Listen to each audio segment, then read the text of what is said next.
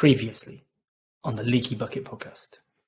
Very quickly, Ian managed to rack up an astonishing £110,000 in personal debt at the age of 20 years old. And as my dad reminded me at the time, he said, "Son, that takes a special kind of stupid."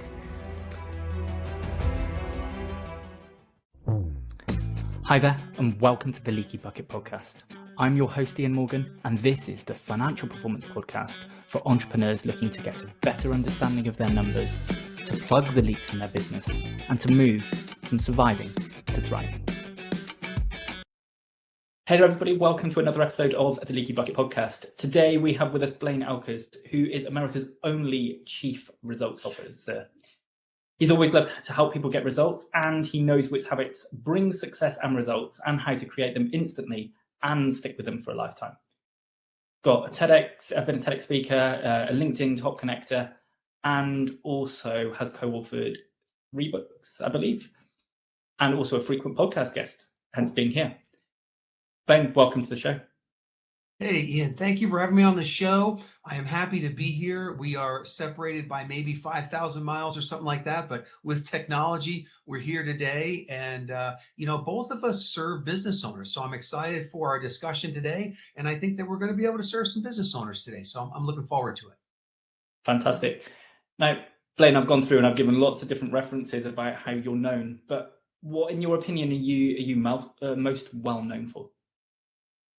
I think right now I have this title, America's only Chief Results Officer. So I'm known for helping people get results, but in a very specific area, in an area called personal implementation.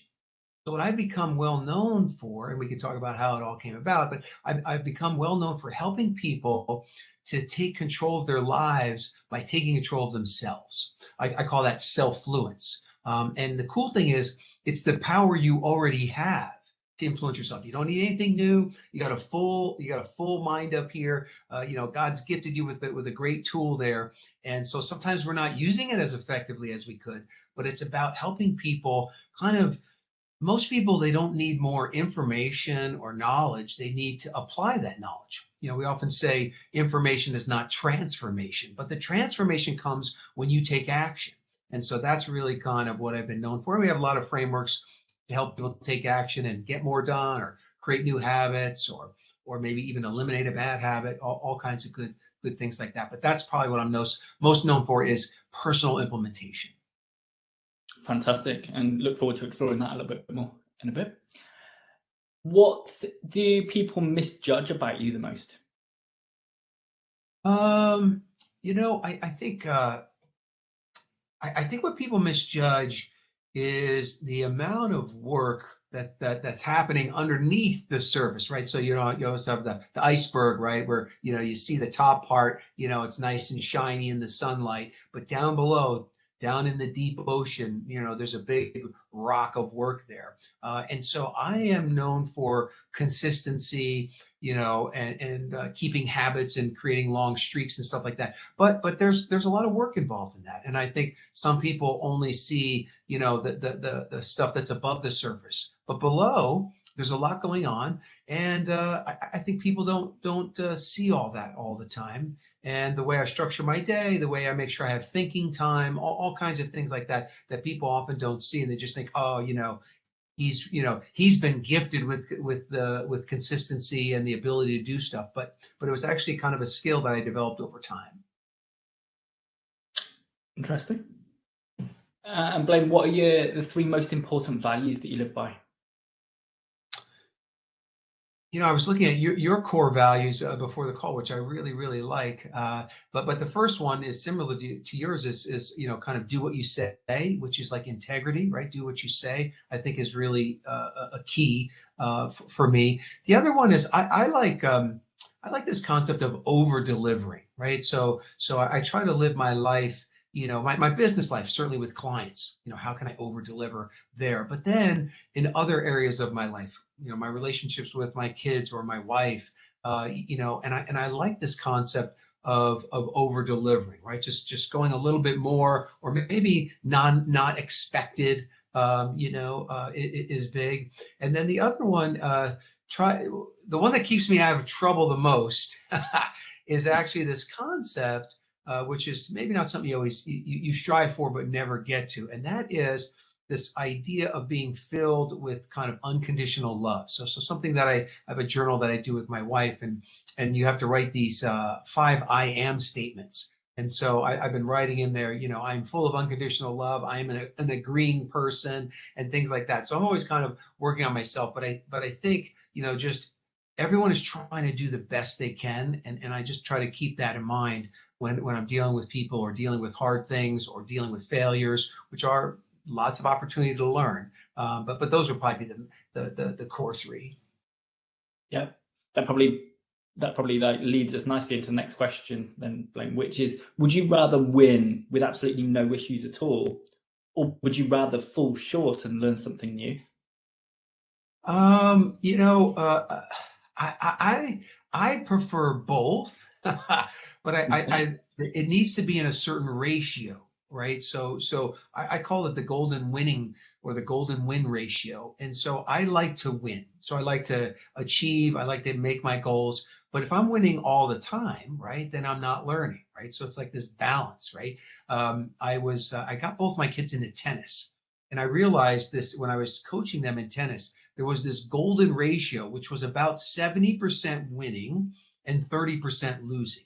Now, when they were winning more than 90% of the time, they weren't learning anything, right? They weren't even getting a good workout sometimes out there on the tennis court. So then I would have to put them in a tournament where they would play like an age up. They're like, Dad, why am I playing this tournament age up? I'm going to get beat down here. I'm like, no, you're going to learn a lot, right? So we go into that knowing that's why we're there, right? But the opposite was also true. If they were losing more than 70% of the time, their confidence is shaken and they may leave the sport. So then I had to say, look, let's go down to this other tournament down in Tucson. You're not going to know anybody there, and we're going to put you in the appropriate age bracket, and you're going to bank some wins. So anyway, I think there's a golden ratio. I like both. But as my mentor, Jim Rohn, would say, you learn more from losing, and so embrace that. So I would, if I had a choice, I'd probably embrace a good loss to get better. Okay. Blaine, everybody's chasing success, but what does success actually look like to you?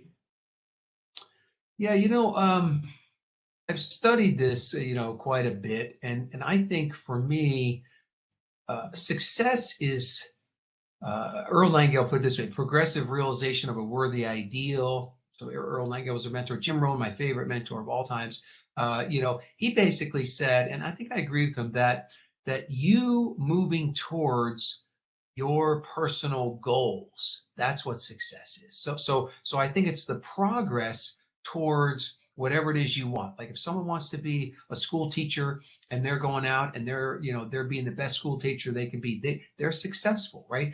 So I think it's personal, but I think it's progress towards towards your personal goals. That's my concept of success. Great. Thanks for giving us that sort of quick insight, Blaine, to let people get to know you. So at a suitable point that you think makes sense to start, tell me about like your early life and what led you through to what you're doing now. Yeah, sure. I had a couple of moments of dawning comprehension where the light bulb goes off and kind of your life is never the same. And so for me, a good, nice upbringing. I was born and raised in New Jersey, and I had both my parents worked, but I had great schooling and all that. And so made it through all that and went to college. And it was in college that I really had this first moment of dawning comprehension. And what happened was, maybe like some of the listeners here, maybe even like you, Ian, is I've always been a seeker of knowledge. And I saw this ad for a free audio cassette. Now I'm dating myself a little bit. Some people might not even know what an audio cassette is, but anyway, it's a little cassette that you'd put into a little player many years ago. And so you could send away for this free audio cassette. And it was an abridged version of a book called Think and Grow Rich. And it was read by Earl Nightingale, which was kind of cool. He, like I said before, he became one of my mentors. But anyway, so I sent away for that and I listened to it and it made a lot of sense to me. I bought the book and I read the book, and it was there in that moment of the reading of that book, Think and Grow Rich. Now, the riches, he talks about financial riches, but that's not all he talks about. The riches of deep relationships, of health. The riches could be anything you want to bring about. And I made a little saying, from the reading of that book, what you think about, you bring about. And I realized that there was this systematic way to program this little thing called the reticular activating system in the back of your brain to help you begin to see the opportunities. And you literally could think and grow rich. You could think about something and then bring it about. Now, you're already doing this in many levels. Like if I'm thirsty, you have the thought you're thirsty, you go get a drink of water, right? You're constantly thinking and bringing things about, but there's a way to focus that on, unlike if you have a lot of thoughts, like a lantern going all out, doesn't go very far. But when you focus it in like a laser, that's what that book was doing, was focusing me in like a laser. I had a lot of success from that. I actually met my wife in college. We're still married 30 years now. So that's been a big success. And I had a lot of business success. So that was kind of dawning comprehension moment number one. Number two actually came after our first son, our first child, which was a son, Bo, was born. And I was actually on a long business trip for my degrees in computer science. So I was working for a company called Rational Software Corporation. Anyway, so I come back from this business trip and my son, he's only 1 year old, he's giving me the cold shoulder. I'm like, Beth, what's wrong with Bo? Why is he like acting like he doesn't know who I am? And she said something that changed my life. She said, well, you were gone so long, he kind of forgot who you were. And I was like, wait, what? And that emotionally, that hit me. And I had this moment of dawning comprehension where I went back to my own childhood, like, oh, wait, both my parents worked. My brother wasn't there. Like, I'd come home to an empty house. And I made what's called a clarifying decision. That night, I said, no matter what, I'm going to be a work from home dad. No matter what, this is not going to happen again. And so now it took me a year. And there's a lot of hard work. I started 2 businesses. That's where our marriage had the most pressure it's ever had on it. But we made it through. And a year later, my wife and I had to come to terms in an agreement that I had to be making more from my other businesses than my regular job before I could leave my job. And then we'd have to get our own health insurance. Anyway, there's a lot of issues there. But a year later, I broke free from the job. And for the last 27 years, now the kids are grown and out of the nest, but I've been this work from home dad, able to be at the bus stop and coach the kids and do all that stuff. But the interesting thing that happened is that when I started working from home, I was working my job 50 hours a week and there was commute time and all this stuff. When I started working for myself, I ended up starting to have more time myself, more time to think. And I realized there that I liked helping people get results. So then I ended up starting a different company, different than the first 2, called Selffluence, kind of the art and science of influencing yourself. And so I realized that's what I really wanted to do. So I went to the U.S. Patent and Trademark Office here in the United States, and I got the registered trademark. So now I can say I'm America's only chief results officer. But anyway, that's the pathway to get me here. But I loved working from home and still work from home today. And it's been a blessing. Blaine, of all the various successes and things, what's been your biggest success in business? Well, I kind of gave that launch pad, and actually it was Halloween 1995 where I had left my job for the last time, because I actually had left once before, and then I was a franchisee with Domino's Pizza, but then I ended up having to go back to work. So the journey's not always a straight line.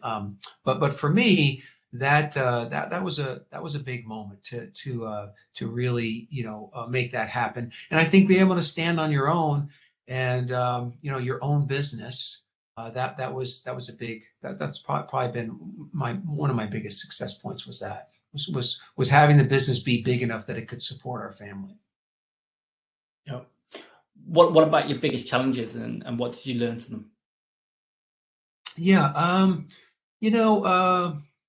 there's probably different sides of this. There's kind of a personal side and then maybe a business side. So let's start on the business side. On the business side, I got lucky. I mean, we talk about learning from failure. I got lucky that I did something early in my business career where I learned a super kind of valuable lesson. But when I naively had this epiphany that I want to work from home, and I started two businesses. One of those businesses was with one of my best friends from college, from Purdue. And so we started this business called Quality Research Personnel. And basically, we were helping software engineers like us. That was what we were doing. We were helping them get jobs. But what we did is we started that business as 50-50 partners. So Ian, you have any idea what might have happened since I started as 50-50 partners? I assume there's some kind of disagreement coming along. Yes. So what happens is as businesses grow and get bigger, and priorities and things change in life, right? You might not always be on the same path or same wavelength, right? And so we started to differentiate, each other and what we wanted to do and where we wanted to take the business and what kind of direction we wanted to go. And so that caused a lot of problems. And we had to get, kind of a messy business divorce. And so what I learned two key lessons there. One is I learned I never, ever want to be a 50-50 partner again, meaning I'm okay if I'm 49 and the other person's 51. I'm okay with that. Then I know where I stand. Like I'm just riding along for the ride and help where I can. Or I need to be the 51 to mean, hey, in the end, it's kind of my call. So all my businesses after that I had partnerships, I gave that offer and I ended up being the 51, but I gave that offer. And the second thing I learned there was you got to have an exit plan from the beginning. Like if we had said in the very beginning, okay, look, if one of us wants to buy each other out, let's just lay out the terms based on sales or profit or, EBITDA or whatever the numbers would be, pre-setting that up, or at least having some guidelines, for the exit strategy. So those two things have really served me well, is to begin kind of with the end in mind and say, okay, if you're starting a new business, are you going to run it for the rest of your life? Or, is this something that you're going to sell to someone else? Or maybe you're going to own the business, but not have to run the business, that's one of my favorites. Being a shareholder, being a business owner, rather than kind of the business doer, and having to do all the work. So I think that's kind of the biggest kind of business challenge that I think I was lucky, learning that early on. And then making it and then using that, in the future. Fantastic. Blaine, I want to explore some of the key areas you've got of lessons, because I think they'd be really good for the listeners, right? Number one was you've got this thing of how you get an hour's worth of work done within just 30 minutes. Magic, or maybe not? How'd you do it? So this company I started, I often say powered by self-fluence. In this company about self-fluence, right? The power you already have to influence yourself. And so all the frameworks that we teach there are these frameworks of the fact that everything you need is within reach. You're already doing it, and you can master it if you choose. And so this concept of this like super high productivity, time, where basically the 30-minute hour, where you get an hour's worth of stuff done in just 30 minutes, is possible for you to do every day, every single day, and you've already done it. You already know how to do it. There is actually no magic, and there's no sleight of hand. Now, before I tell you about this and how to do it, I have to make sure this is very powerful. This concept is very powerful. And I have to make sure that you and the listeners use it for good and not for evil. Not for evil. So let's say, Ian, that you and I, let's say we do 4 30-minute hours in a row. So what that means is we got 4 hours worth of work done, but in just 2 hours. So that leaves us 2 extra hours of guilt-free time that you cannot use for work. Now, this is the problem, is we're type A, we're go. And so you start creating 30-minute hours and then you just fill it with more work. No, that's the evil side. So the good side is that you're going to do something. So I'm going to ask you, if you had these 2 kind of guilt-free hours, what would you do? Now, for me, the kids are out of the nest right now. So, but I would probably text them, see if I could jump on a Zoom with them, so that's one. Number 2 is I do like my Peloton bike. So I might take a Peloton bike ride. 3 for me is I do like the outdoors. I'm in Phoenix, Arizona. We've got some good weather. Maybe I go out for a hike. 4th for me is I like to connect with old friends. So I probably do a little bit of that. And then 5th, I work from home. I do like the good old fashioned nap. Not a long nap, but a short nap. But that's, if I had this guilt-free time, that's what it'd be for me. So Ian, for you, what would you do with 2 guilt-free hours? Yeah, so children haven't flown the nest, but they are older. They're all teenagers. Like to spend time with them. They're probably the least thing that they want to be doing with me at this moment in time. So it's probably not gonna work. But if possible, yes. We've had a lot of renovation work going on over the last 6-7 months. So I think time for myself and my wife have been fairly limited because we've had builders here sort of non-stop. So I'd probably grab an opportunity there just to go and do something where we spend time together. That might be, we both do Pelotons as well. So actually it might be that we both just go and do some workout. Might be our weather doesn't quite as fair as yours, but we would potentially go and do some walks around. We live in lovely countryside, so maybe go and do that. Or it might be that we just head out and go for a meal or go to the cinema or something, but just go and spend some good quality time together. Other than that, there might be the odd occasion where I do just like time on my own sometimes, just to relax and recuperate.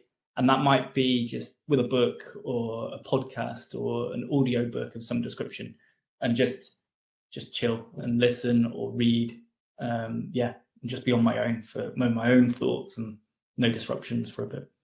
Yeah, I love that one. I like to go. So we're in the Phoenix, kind of Scottsdale, Arizona area, and I like to just go to the resorts, like, for an afternoon and just hang out in the quiet nooks and crannies they have. And a lot of times they have fountains in different, picturesque areas of the resort that you can just kind of hang out and just get some quality think time, which maybe we'll talk about later. But that is one of the best things you could do for yourself and for your business, both. Okay, so good. All right. So hopefully you all listeners, you have those things, because now you're going to figure out how to create the time for that. And when you do have your first 30-minute hour, I want you to look and put into your schedule some of these other things, because at the end of life, at the very end of life, when we study those people at the very end of their life, they always say, I wish I had these 2 things. Just it comes down to, they all fit into these 2 things. And the first one is more memorable moments with the people they love, right? More memorable moments with the people that they love. So always give that a high priority. And now the people you love could be family, but also could be friends, peers, could be people you work with, right? But memorable moments with people you love, always give that high priority. And the second thing is, a lot of times they wish they had more impact. So when you're looking at how can your business serve more people, how can you increase your impact? That's the other big thing people want. So use the 30-minute hours to create more time for those memorable moments and for impact. All right, so let's talk about this. So there's a day of the year. There's a day of the year where people are 3 to 10 times more productive than a regular day. Now that's 3x to 10x. Now we're only looking for 2x. We're only looking for 2x. But you're 3 to 10 times more productive on this certain day of the year. Some people have it more than once in a year as well. I do. But do you know, Ian? Do you know what that day is?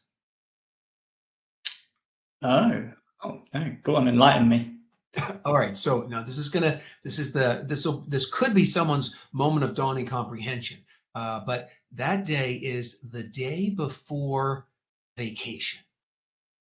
So think about this. The day before vacation, people are 3 to 10 times more productive than they are during a normal day. Now, I realized this, and I went about to study people on the day before vacation and figure out why and how they did that, and then how can we bring that into our regular day. And so I have a little acronym called PDF.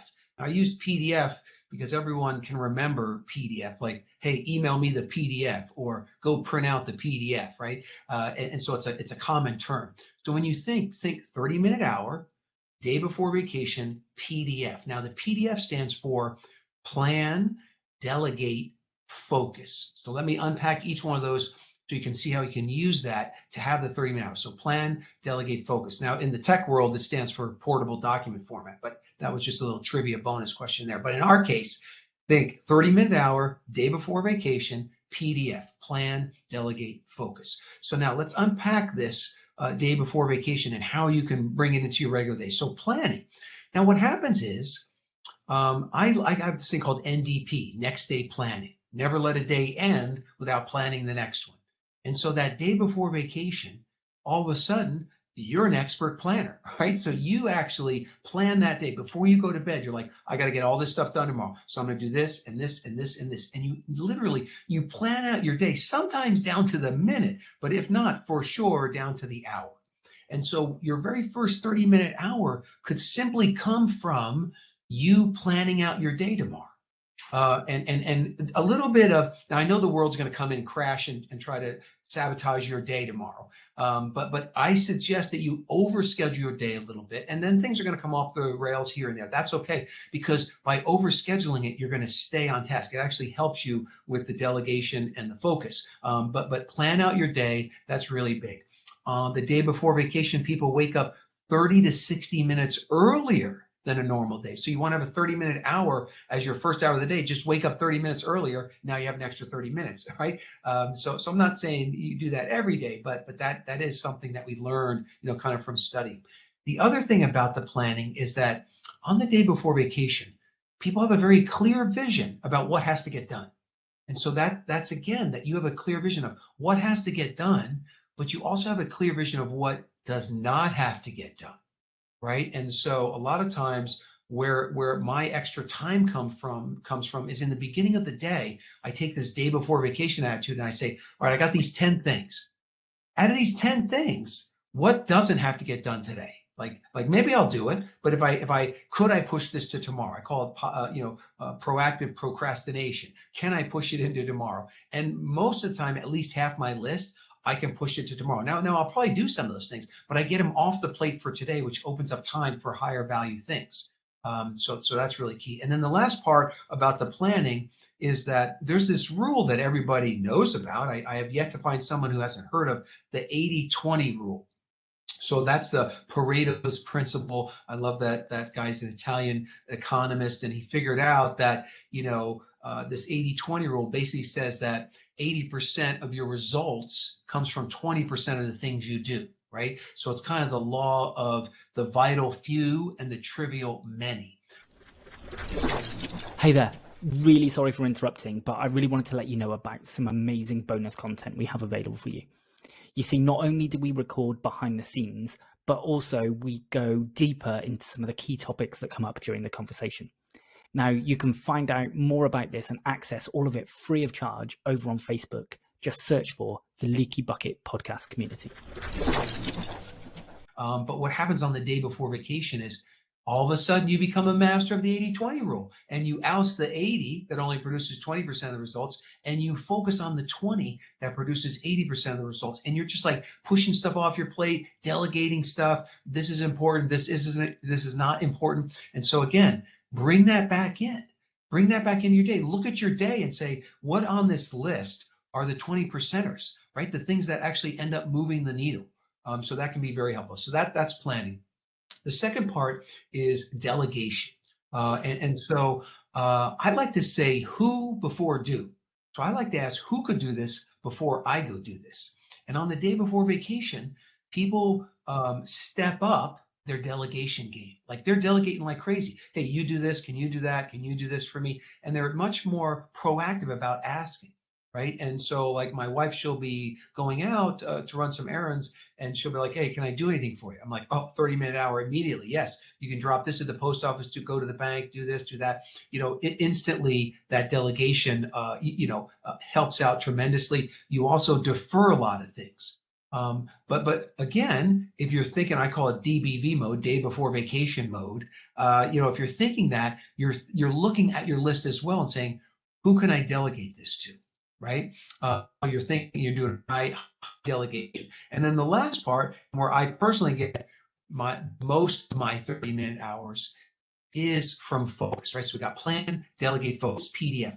Now the focus, what's interesting about your focus, first of all, is what does not happen on the day before vacation. So when people, if you go back and think about the day before vacation, that is not a day where you surf the internet, you have long conversations with people, the water cooler chatter, chasing shiny objects. You don't have any time for that, right? You have this fierce focus on what you need to do and the short time frame that you have to do it in, right? So no chit chat calls, long responses. And so you become also, on the day before vacation, you become this expert. Well, let's see, you don't look old enough to know. Do you know the very first James Bond movie in 1963 came out? Very first one. No, I don't. No. But you do, because you just gave the answer. The name of the movie was Dr. No. And so Dr. No, N-O. And so what happens is, on the day before vacation, you become Dr. No. So people ask me on the day before vacation, Blaine, can you do this? Can you do that? No.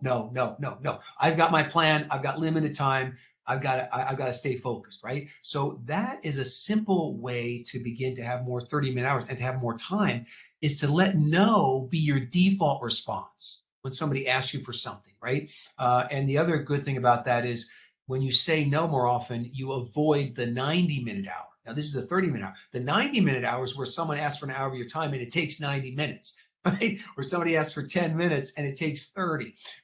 So we want to avoid that. So really because when you say no, you're saying yes to yourself, to your business, to your family, to your impact, to those memorable moments with people you love, right? So no should be the default. Okay, day before vacation, on the area of focus, people tend to, on the day before vacation, stay on schedule and use timers. So again, look at yourself, look at the schedule stuff in, schedule appointments with yourself, schedule out the different tasks that you need to do for the day. Really fill the schedule, and then don't be shy about using timers. I use a lot of timers during my normal day, because I know that if I say, okay, Blaine, you got to do some internet research.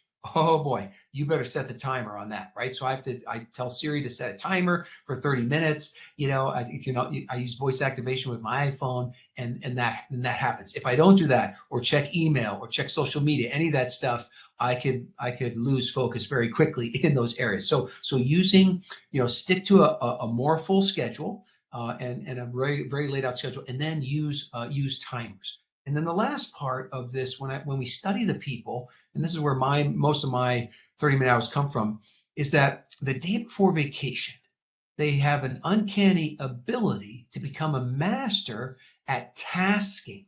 Now, tasking, there's 3 types of tasking: single tasking, multitasking, which sometimes gets a bad rap, and then batch tasking. So single tasking, this is actually where I get my most of my 30-minute hours. Single tasking is when you focus on just one thing that really you're the best person to do, and you completely shut out the outside world and focus solely on that with full mind power, right? So for me, an example would be, I write a lot of articles. I can get an hour's worth of article writing done in just 30 minutes if I will completely shut out the outside world, like turn my phone off, shut down all the screens. Some people go as far as turn off the Wi-Fi. I don't have to do that, but shut down all the other windows, focus in just on that one window. Now, when you do that, you're going to get, maybe even more than twice the productivity from that single-minded focus. Now, when you first start this technique, for me, I had a lot of monkey mind. I'll be like, oh, I got to get ready for this podcast. I got to do this. I got to buy this gift. I got all this monkey mind stuff. But what I realized, I just taught myself, I have a scrap paper and a pen nearby when I'm in my single tasking mode. And I'll just write that thing down very quickly. It just takes a second. I'll write down that thought, and then I put it to the side and I get right back in. And over time, I trained my mind to really stay focused. So the monkey mind's probably 10% of what it was, when I first started. But that single focus, shut everything out and really do that thing. So that's probably where I get my most. Then multitasking, that is where you do two things at once, but you don't sacrifice the quality of either one, meaning that you have to be able to do both at a high level of quality, right? So for example, I can ride the Peloton bike and I can listen to Ian's podcasts, right? I can do those two things at the same time without sacrificing the quality of either one. On my Peloton bike, I also have an insert, turns it into a desk. So I can actually make lists and do all kinds of things while I ride. Sometimes the sweat drips down, but it still works. So that's multitasking. Exercise, people can do exercise and do something else. I can talk safely on my phone, hands-free in my car. So I can, when I'm driving somewhere, I love to batch up my calls, which is the last thing, batch tasking, but I like to do two things at once when I can, right? If my wife asks me to do some projects, I'll just put the headphones in. Now I'm listening to a podcast or an audiobook or something, and then I'm doing that thing. So two things at the same time without sacrificing the quality. And like for me, I love my family, but I loved exercise. So I want an hour of family time, but I want an hour of exercise, right? And so, if we went out and played tennis for 30 minutes together, well, now I just got both of those things done, right? So looking for things where you can get synergy between two different things is really helpful. And then the last part is batch tasking. So batch tasking is just where you batch things together, right? So day before vacation, people don't, if you have 3 errands to run, you don't run an errand, come home, run an errand, come, no. You batch them together. You go out, you run all the errands, right? And then people, it's interesting, on the day before vacation, what I noticed is they were batching their interruptions. I said, that's smart. And so what they did is, like, let's say you're working with a team of 5 people, and they said, look, I'm going into single tasking mode from 9 to 11. So you won't be able to find me or get to my doors locked. Don't come in here unless there's a fire, and they did their single tasking work. And they said, but at 11, I'm going to come out for 20 minutes. And then you can ask me all the questions you wanted to ask me during those 2 hours, right? So they kind of batch using an office hours concept. They batched all the interruptions into one spot. My wife and I, we used to text each other all the time during the day, which is kind of an interruption. And then we realized on the iPhone, there's a notes app. And in the notes app, you can have a shared note where you both see it, but it doesn't notify you, right? That, something's happened in there. So now we'll put our thoughts and our ideas in there and not interrupt each other. But then if we have lunch together or whatever, now we can bring up the note and all that stuff's in there. So the batching is good. So single tasking, multitasking, batch tasking, fantastic ways to get 30-minute hours. And the overarching thing that happens on the day before vacation for people is they release their inner perfectionist. And so when they release their inner perfectionist, done is better than perfect. They're moving the needle more because they have to. They're not getting stuck in long thought or long distractions or shiny objects when they really have that 30-minute hour, day before vacation, PDF.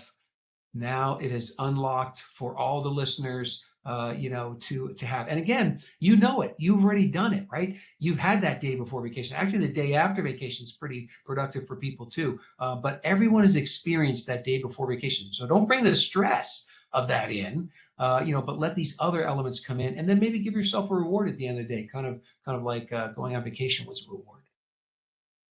Yeah, no, I love it, Blaine. It makes complete sense. Yeah, and I love the tie back, to the day before vacation, because everybody suddenly is, that master planner, master organizer, master doer, master of everything almost in Right. one day, which actually is probably the big list of weaknesses that I could pull out on any other day. So no, really, really good. Blaine, as you know, right, it's the Leaky Bucket podcast, and the leaky bucket, right, we talk about is the concept that you get, as a business owner, you can get so consumed chasing new business, new sales, that actually there's these little leaks and things that are going on in other areas of the business that actually, if you don't pay enough attention to, they probably won't stop you reaching success, but they'll probably stop you staying successful if you ever pause for any moment. What do you do to make sure that you are, one, aware of the potential leaks that you have? And what do you do to make sure that you're taking the appropriate actions versus them? Yeah, no, a great question. And this idea of the leaky bucket, is a great one. So I love that. And I love the name of the podcast. We all have these leaks, and awareness of them. Sometimes you can take a look and you can see the leak, and you can see how much is it leaking. So that's a little bit on the self-assessment side. So, for me, I need frameworks. And so I have a framework called the self plan. So on Friday afternoons is when I look back. On Friday afternoons, I look back over the week and I look for a couple things. One is the leaks. Like, what are the things that zapped my productivity, zapped my energy? What mistakes did I make? Now I'm also looking for the other side. Like, what are the things that move the needle, right? What are the things in the leaky bucket? What are the things that increase the flow of the water into the bucket? Let's say, right? So I'm looking for those two, but I'm looking for those leaks. And so there's this self-assessment concept of looking for the leaks. So that's one area. The second area, though, is I think that many times the leaks, you might not see the leak, and it might be a blind spot for you. So I do think that we do better if we have other frameworks of systems set up to examine for those leaks, in your bucket, especially your business bucket, maybe even your personal bucket too.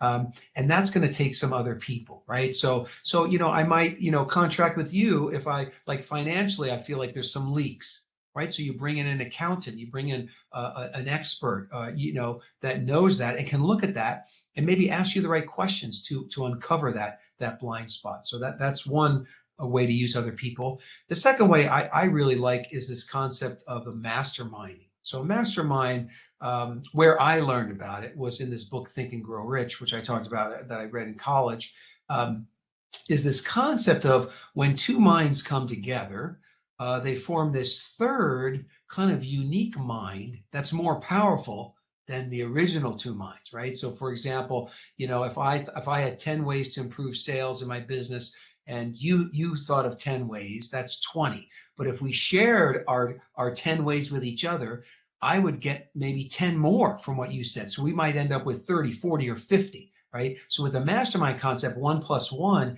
= 3, 4, or 5, not just 2. So this idea of partnering, masterminding with other people, and that could be, you could be masterminding with like an accountant or something like that, but also masterminding with peers. That's what I tend to do more of, and lead other people in groups where they're checking for those blind spots. They're talking about leaks in their bucket, but they're asking you questions to figure out the leaks in your own bucket. So that would be another area. And then the last area on other people is I call something action accountability. And you can be accountable to yourself, but I find that often falls short, and that you need to have accountability for the actions that you want to take with somebody else. So that could be a group. It could be like a mastermind group. But what I've found most effective as a chief results officer is that you had an accountability partner or partners, but you're sharing on a daily basis, typically through text messages. Some people do it during the week. Some people do all 7 days, but you're sharing with someone else the action steps you're going to take, and then were you successful or not successful on those action steps. And those, I think that kind of works best, to make sure that you're moving forward and you've got the leaks plugged up. But it's also a process that is continual. So you can plug all the leaks, but then you're going to need a bigger bucket. So that'll be a new problem to solve. They always say, new level, new devil. But as you get bigger and as you progress, your things are going to change. So you're going to have a new level of details. But for most people, I think it's a great concept of the leaky bucket and finding those leaks and patching them as quickly as possible, or at least slowing them down. Yeah. Blaine, you dropped in again, right? Napoleon Hill's Think and Grow Rich, which I tend to reference this with with our team, but also with any new clients that we bring on board, to go, actually, you're probably just not spending enough time thinking. And one of the first things we do we try and get financial control, but after that, the first things we're doing is we're planning in a strategic thinking session, because actually most people just aren't spending that time thinking. They're probably doing a lot of action in order to try and grow rich, and like you say, rich beyond not just money, in terms of the type of life that you're living and so on. You've got this concept that actually you believe there's some missing pages, I think, from Think and Grow Rich. Tell me about that. Tell me about what your thoughts and beliefs are relating to that.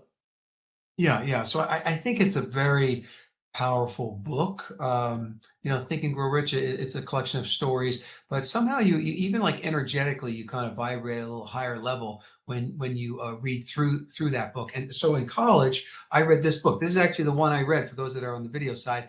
This is actually the one I read in the 80s. I'll date myself. So I read this book, and like I said, I had some success. And so a number of years later, I had an opportunity. Now they say there's tens of millions of copies of the book. It's still on the bestseller list. It came out in 1937, but it's always on the top 100 books of the year. But I had this opportunity for $1,000 to buy this book. Now, this is one of the original 5,000 books. So this is one of the original Think and Grow Rich. It's got the 37 copyright, and then it has was not a reprint. It's one of the original ones. And so when I opened up this book, this first page says here, "What do you want most?" And I read it and I go, wait a second, these first two pages, this is the instruction manual, right? I go back here, it's not in here. And I'm saying, wait a second, I read the wrong version. So then I started reading, this version, and I noticed that there was a lot of all caps.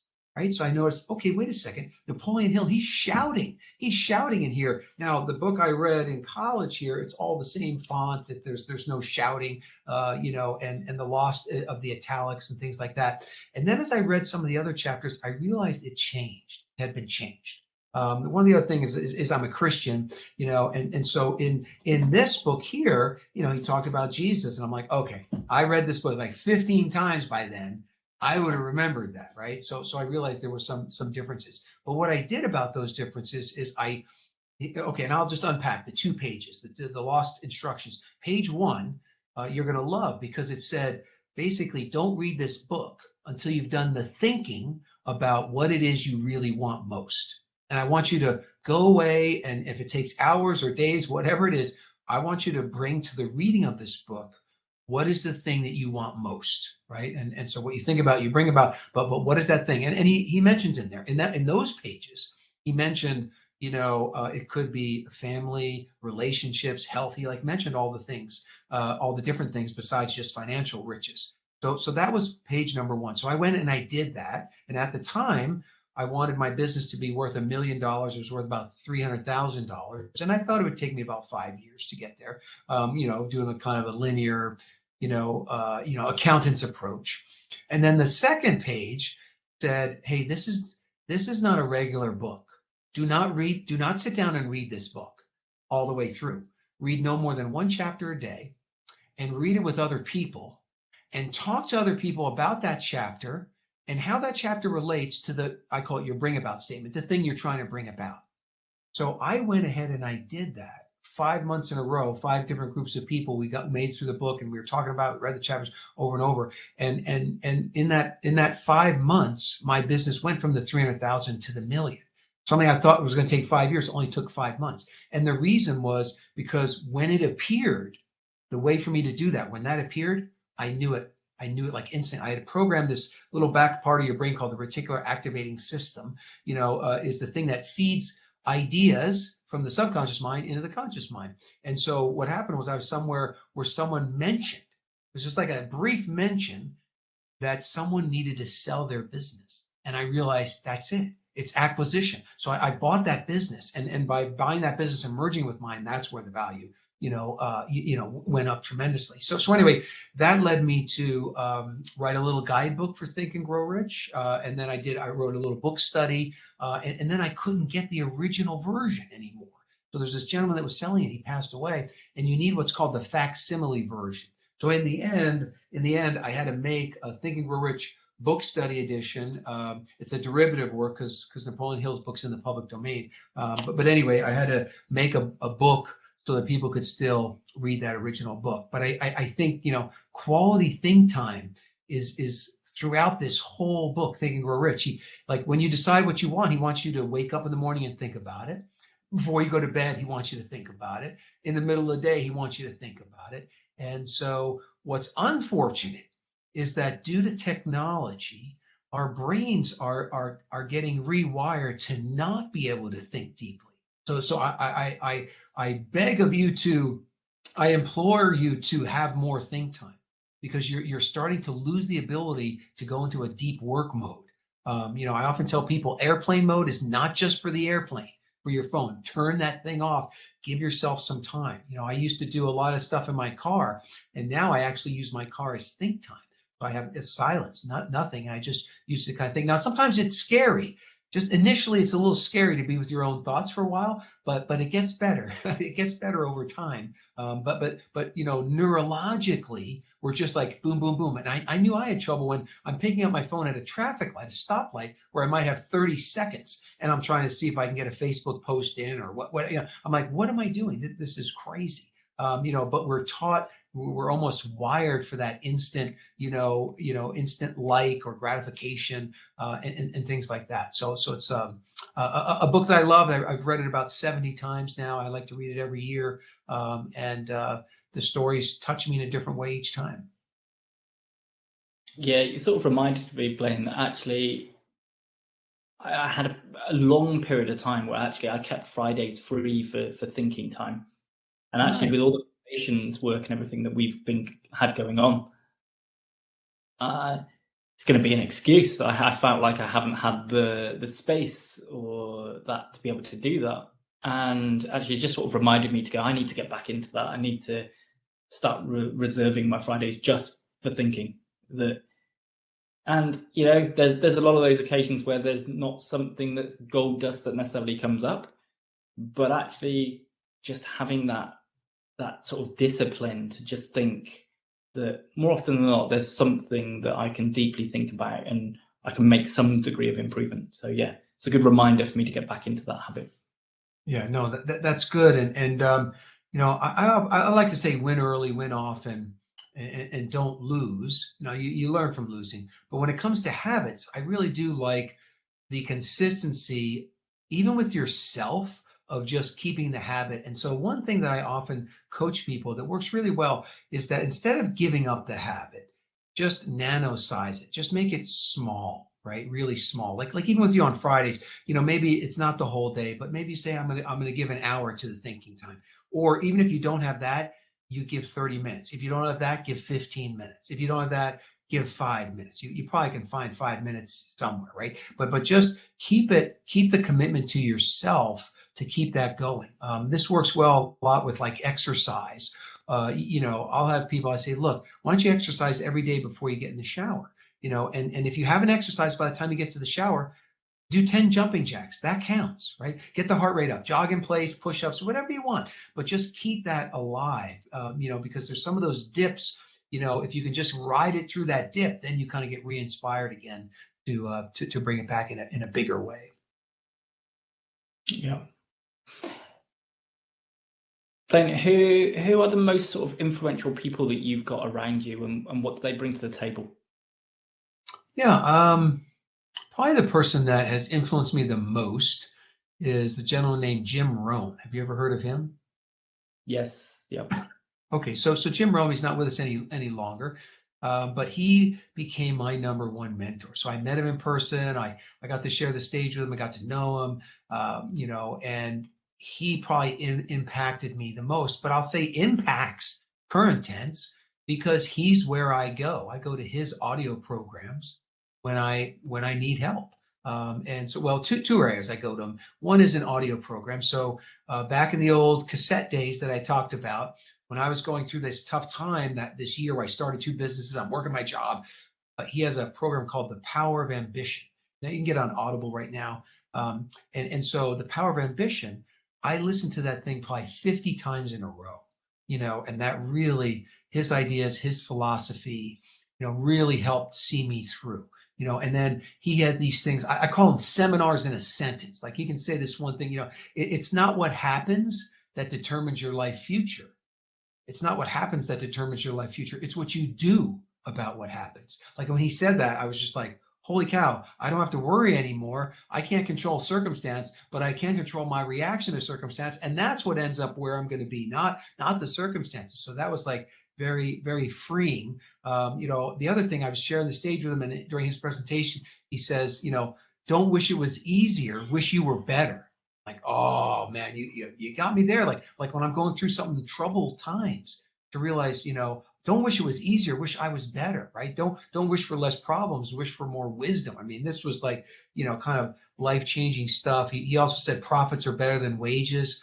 And I kind of got that early on, which was nice. And nothing wrong, wages are good, and you can make a living, but profits, you can make a fortune, and it can kind of run on its own. So anyway, that he had a big, still does have a big impact. And going back to Think and Grow Rich, there's a chapter in there where Napoleon Hill talks about his invisible counselors. And this is where he would close his eyes and he would go into, he would go into his mind and he would visualize having a meeting with his mentors. And he had a table of 9 or 10 mentors, Henry Ford and all these different people. But you and I have the access to the same thing. And so the more you study somebody, like if you read their autobiography or something like that, the more you learn about them, the easier it is to have this kind of in your mind conversation with the person. So Jim Rohn is another person that if I'm really struggling with something, especially like as I'm drifting off to sleep, I can, go meet with Jim in a room in my mind and kind of get his take on it. Right. And I can do the same thing with Napoleon Hill because I've studied them so much, or Jim Rohn I knew.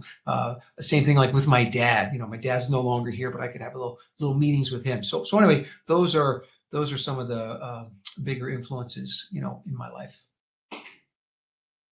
Fantastic. And what do you think is probably the biggest lesson that you've learned in business? And then what's also then your best advice so others don't make that same mistake? Yeah, I mean, in business, I find that a lot of people are struggling, and many times there's not enough profit in their business. So they're not making enough money. There's not enough profit. And sometimes that, their business model is not correct. The model is such that they're never going to make a profit. And they've almost kind of has a job. They almost like own their job, so to speak. So I think the thing that I learned, that's a little bit of a nuance is that your business model has to be right. And if your business model isn't right, then you're just kind of building in the sand.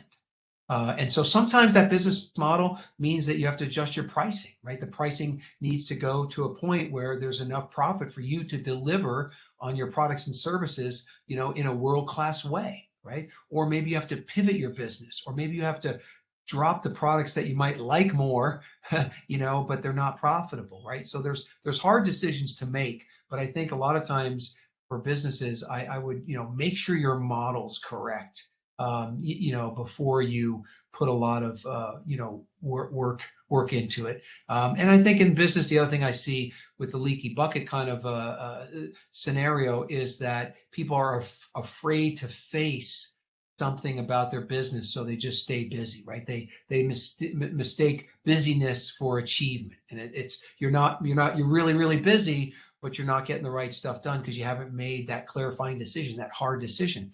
And again, we circle right back around to it's more about thinking, right? Thinking and innovation. I often tell people this concept of having a $10,000 hour. where you do something for an hour and it's worth $10,000 to you.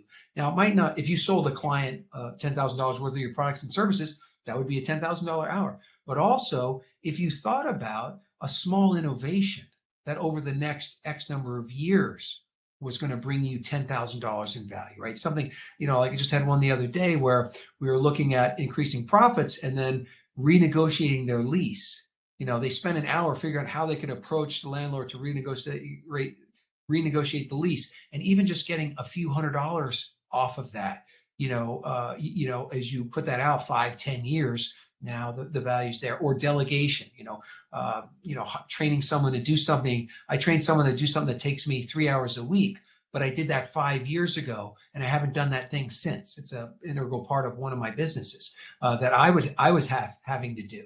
But I haven't done that now 5 or 6 years, and that has saved me tens of thousands of dollars. So anyway, innovation, a lot of it comes back to thinking, but I do think that the biggest thing for the success is that the model's got to be right. Yeah, makes a good deal of sense. Yeah, I was just trying to think. I've got a recent situation with a client actually who they lost a substantial business, a 6-figure contract it was, and obviously you can't just go out and win another 6-figure contract today. That doesn't happen. That takes time. And they sort of fell into a sort of a panic mode, I suppose, which is human nature. It's natural.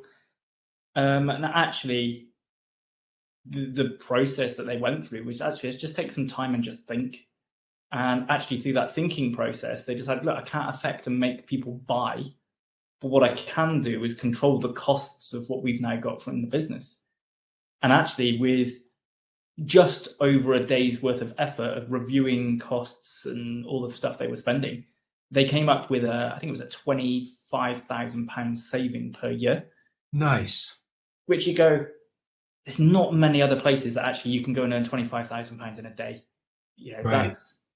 That's pretty good going. But actually that came about because of an hour's worth of thinking to stop a reaction process, which was, that's it, business is destroyed, can't find another client, which is it's all human nature and natural, but actually it's complete rubbish. Obviously they will find another business. They're not going to find one today. It will take time. But yeah, it's not something you can't make somebody buy. So yeah, but they can make those decisions where they would, renegotiate contracts, cancel things they don't use. And yeah, and actually he thought he was running a lean business. And then all of a sudden went, yeah, no, I wasn't. Yeah.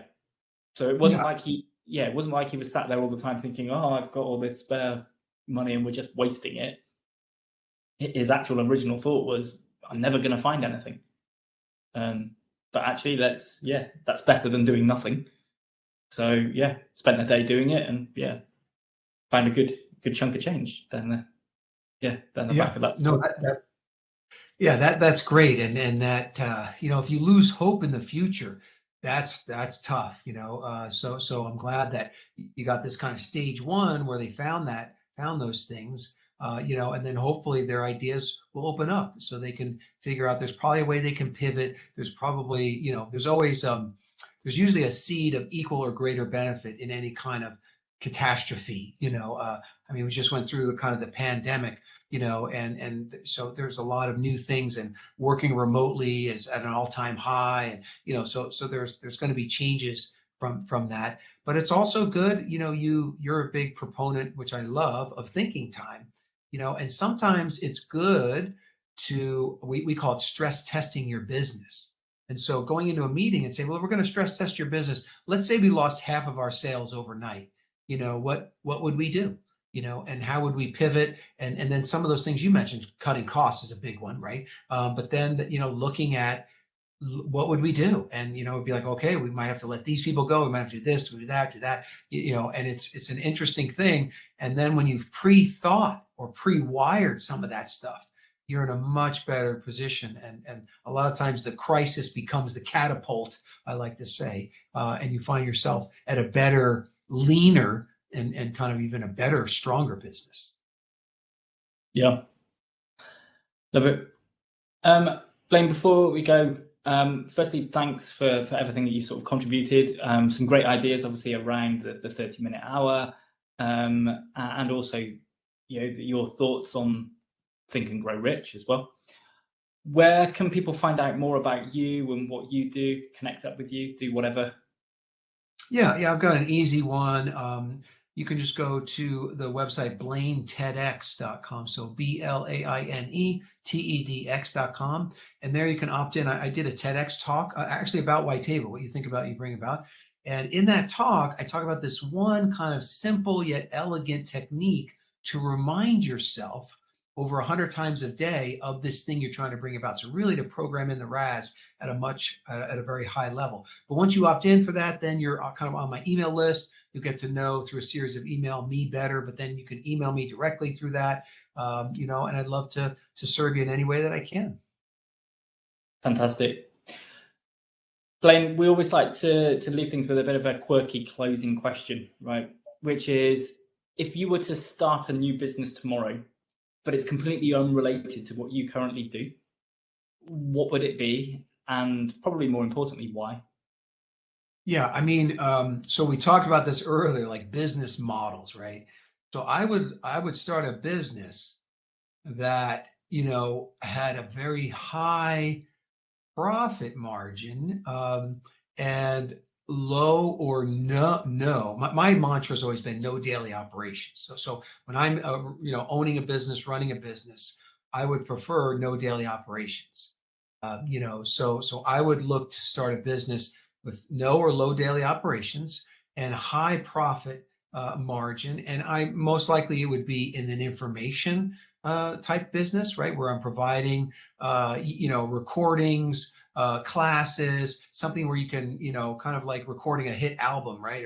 Or music, you record it once, but then you can kind of sell it over and over and over again. So I would, start some kind of an information, start serving a niche, in something that I personally liked. So it would be fun for me to do, but to serve that niche, and then look for a niche that can afford those services as well, right? So, it's different, starting something for, maybe musicians that, or artists that you always consider struggling, or starting something for dentists or doctors or somebody with a larger kind of disposable income, airline pilots, or something like that. So I'd be looking at finding that right marketplace, but then delivering value to them in such a way that that it could be recorded and re-enjoyed, resold kind of over and over and over again.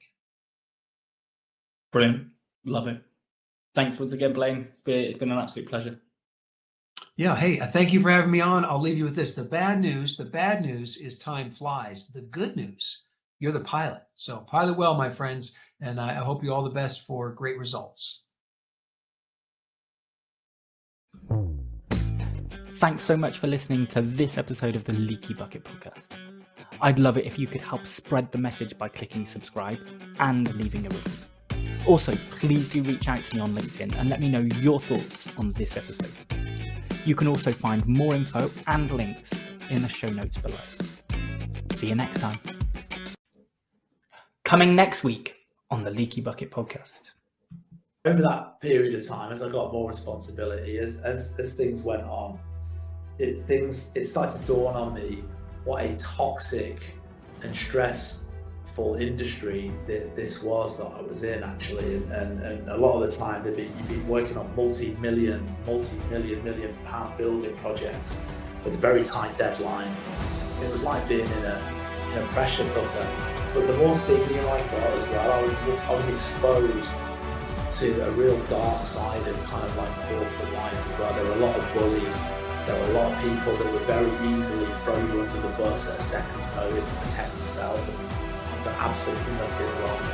There was a lot of gossip, and it was just really like a horrible, toxic pressure cooker environment with a lot of very nasty people in it.